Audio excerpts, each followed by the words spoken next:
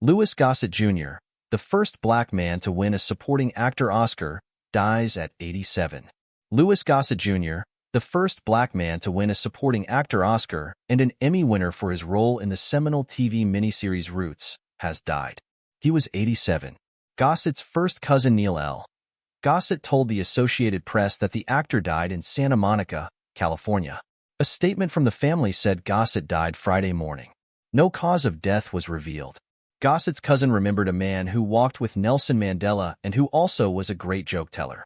A relative who faced and fought racism with dignity and humor. Never mind the awards, never mind the glitz and glamour, the Rolls-Royces and the big houses in Malibu. It's about the humanity of the people that he stood for, his cousin said. Louis Gossett always thought of his early career as a reverse Cinderella story, with success finding him from an early age and propelling him forward toward his Academy Award for An Officer and a Gentleman. Gossett broke through on the small screen as Fiddler in the groundbreaking 1977 miniseries Roots, which depicted the atrocities of slavery on TV. The sprawling cast included Ben Vereen, LeVar Burton, and John Amos. Gossett became the third black Oscar nominee in the supporting actor category in 1983. He won for his performance as the intimidating Marine drill instructor in An Officer and a Gentleman, opposite Richard Gere and Deborah Winger. He also won a Golden Globe for the same role. More than anything, it was a huge affirmation of my position as a black actor, he wrote in his 2010 memoir, An Actor and a Gentleman. He had earned his first acting credit in his Brooklyn High School's production of You Can't Take It With You, while he was sidelined from the basketball team with an injury. I was hooked, and so was my audience, he wrote in his memoir. His English teacher urged him to go into Manhattan to try out for Take a Giant Step. He got the part and made his Broadway debut in 1953 at age 16. I knew too little to be nervous, Gossett wrote. In retrospect, I should have been scared to death as I walked onto that stage, but I wasn't. Gossett attended New York University on a basketball and drama scholarship. He was soon acting and singing on TV shows hosted by David Susskind, Ed Sullivan, Red Buttons, Merv Griffin, Jack Parr, and Steve Allen. Gossett became friendly with James Dean and studied acting with Marilyn Monroe, Martin Landau, and Steve McQueen at an offshoot of the Actors Studio taught by Frank Silvera. In 1959, Gossett received critical acclaim for his role in the Broadway production of A Raisin in the Sun, along with Sidney Poitier, Ruby Dee, and Diana Sands. He went on to become a star on Broadway, replacing Billy Daniels in Golden Boy with Sammy Davis Jr. in 1964. Gossett went to Hollywood for the first time in 1961 to make the film version of A Raisin in the Sun. He had bitter memories of that trip, staying in a cockroach-infested motel that was one of the few places to allow black people. In 1968, he returned to Hollywood for a major role in Companions in Nightmare, NBC's first made-for-TV movie that starred Melvin Douglas and Baxter and Patrick O'Neal. Lou Gossett, Jr., tells of his harsh introduction to Hollywood. This time, Gossett was booked into the Beverly Hills Hotel and Universal Studios had rented him a convertible. Driving back to the hotel after picking up the car, he was stopped by a Los Angeles County Sheriff's officer who ordered him to turn down the radio and put up the car's roof before letting him go.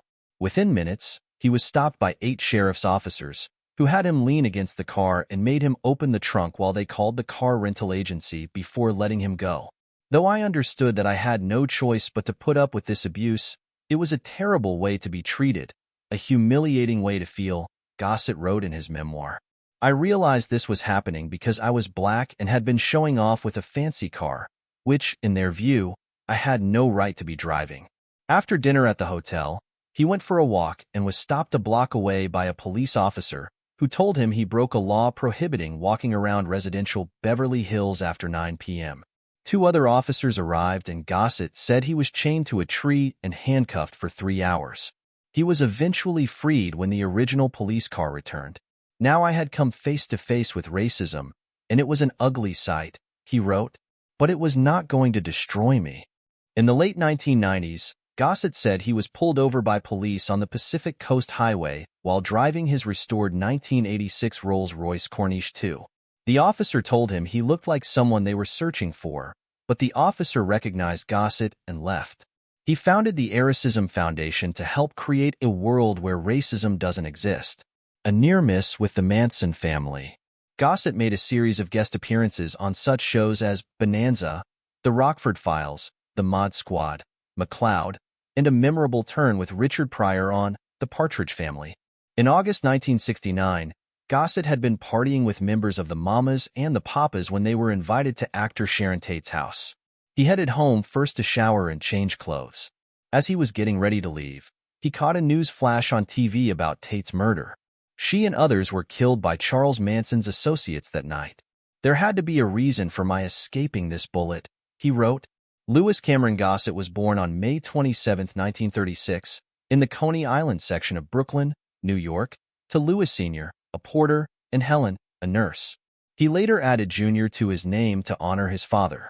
The Oscar gave me the ability of being able to choose good parts in movies like Enemy Mine, Sadat, and Iron Eagle, Gossett said in Dave Karger's 2024 book, 50 Oscar Nights. He said his statue was in storage. I'm going to donate it to a library so I don't have to keep an eye on it, he said in the book. I need to be free of it. Wins but no leads. Gossett appeared in such TV movies as The Story of Satchel Paige, Backstairs at the White House, The Josephine Baker Story, for which he won another Golden Globe, and Roots Revisited. But he said winning an Oscar didn't change the fact that all his roles were supporting ones. He played an obstinate patriarch in the 2023 remake of The Color Purple. Gossett struggled with alcohol and cocaine addiction for years after his Oscar win. He went to rehab, where he was diagnosed with toxic mold syndrome, which he attributed to his house in Malibu.